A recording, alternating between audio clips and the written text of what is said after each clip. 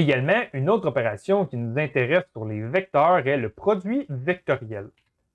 Lorsqu'on effectue le produit vectoriel entre deux vecteurs, le résultat qu'on obtient, c'est un vecteur perpendiculaire à nos deux vecteurs qui correspond au moment de force. Donc, lorsqu'on veut calculer des moments de force, on va utiliser les produits vectoriels. L'équation pour l'utiliser, c'est le suivant. On va faire la grandeur du premier vecteur multiplié par la grandeur du deuxième vecteur multiplié par sinus de l'angle entre les deux, multiplié par un vecteur unitaire perpendiculaire à A et B. Donc, la grandeur du vecteur A multiplié par la grandeur du vecteur B fois sinus de l'angle entre les deux, ça c'est la grandeur du vecteur résultant qu'on va multiplier à un vecteur perpendiculaire à A et B. Et la direction de ce vecteur unitaire-là, elle est importante. Donc, si on part du vecteur A, si on fait le produit vectoriel entre le vecteur A et le vecteur B, donc l'angle qu'on calcule, c'est dans le sens antihoraire.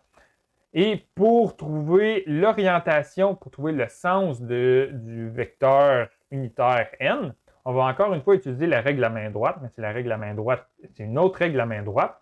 Donc, ce qu'on va faire, on va prendre nos 4 doigts ici et on va les enrouler dans le sens de notre angle. Donc, si on se déplace dans le sens antihoraire, on va placer nos doigts dans ce sens-là. Donc, notre pouce va représenter la direction de notre vecteur perpendiculaire, tandis que si on parcourt, si on fait A vers B, mais dans le sens antihoraire, donc dans le sens antihoraire, on va devoir mettre notre main à l'envers, donc le vecteur perpendiculaire, il va être vers le bas.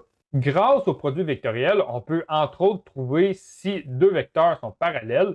Donc, si on calcule le produit vectoriel entre deux vecteurs parallèles, le résultat qu'on va obtenir, ça va être le vecteur nul. Donc, si on effectue le produit vectoriel entre deux vecteurs et qu'on obtient un vecteur nul, on va en conclure que nos deux vecteurs, ils sont parallèles. Également, j'ai indiqué quelques propriétés des produits vectoriels. Parmi celles-ci, contrairement aux produits scalaires, l'ordre dans lequel on effectue notre produit vectoriel, il est important.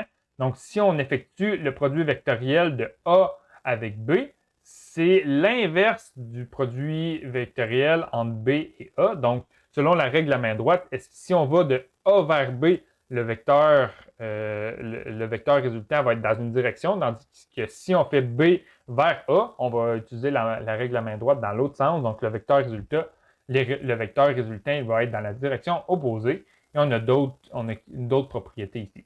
Donc, on va faire quelques exercices pour mieux comprendre les produits vectoriels.